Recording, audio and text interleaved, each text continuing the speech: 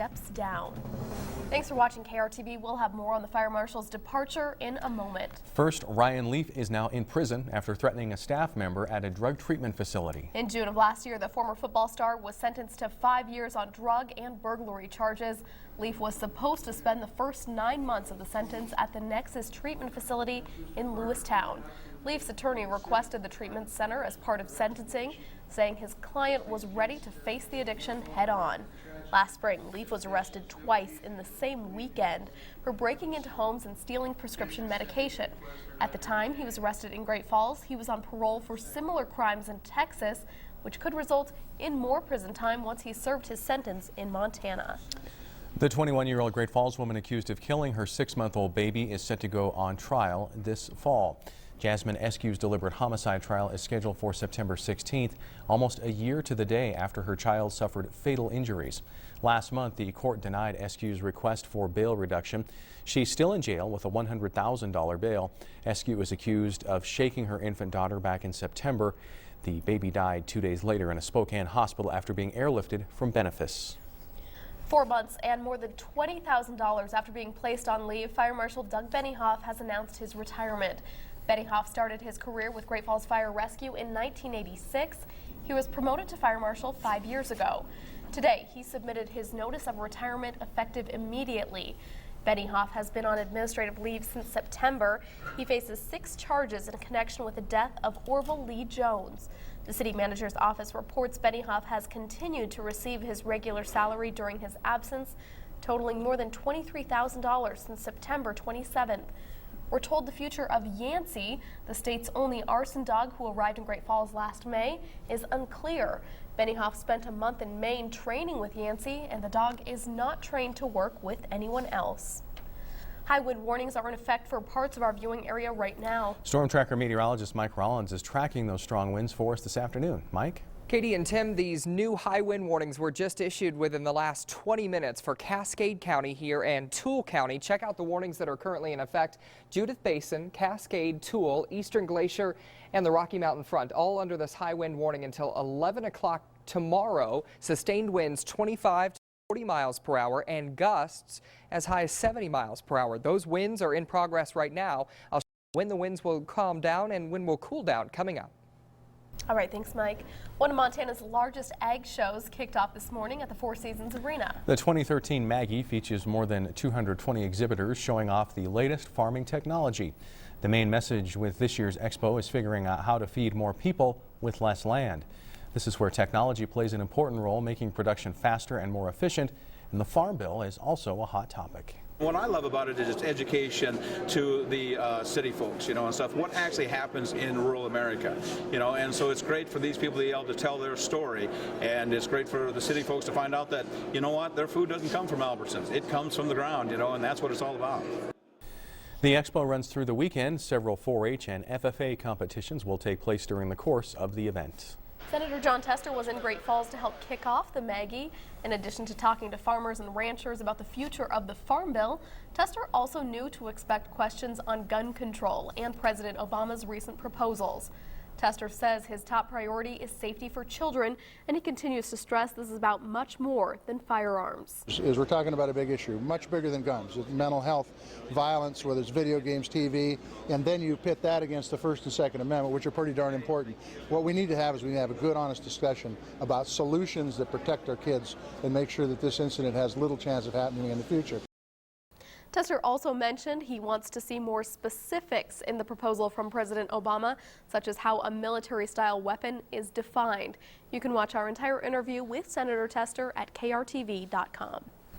Great Falls High School is taking extra steps to ensure students and staff remain safe within the building. Last spring, an unknown man entered the school, causing chaos and concern. Principal Jane Gregoire says since that incident, the school has stepped up security, and now the school is limiting entry access.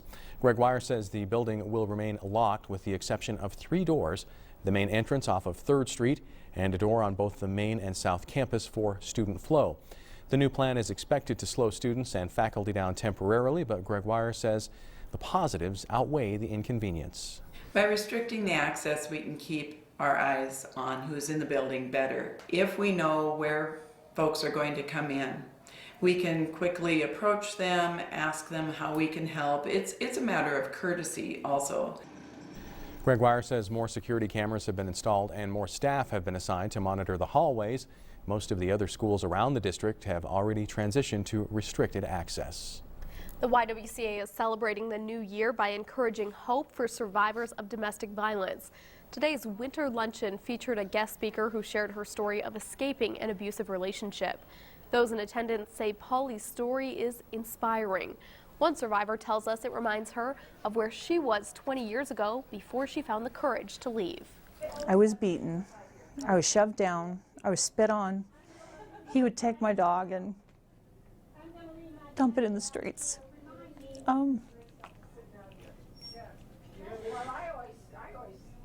He would threaten me, and I felt like I was worthless.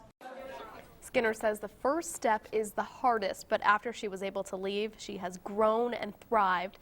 This weekend, she will be showing other women how to identify their strong suits and help them create a resume. That free workshop is on Saturday at the YWCA, and we have more information on that on our website.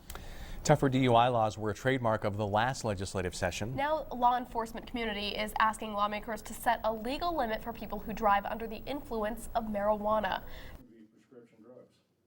Representative Doc Moore is carrying a bill which would set the legal limit at 5 nanograms per milliliter. Anyone caught driving with more marijuana in their system than the bill allows would essentially be charged with a DUI.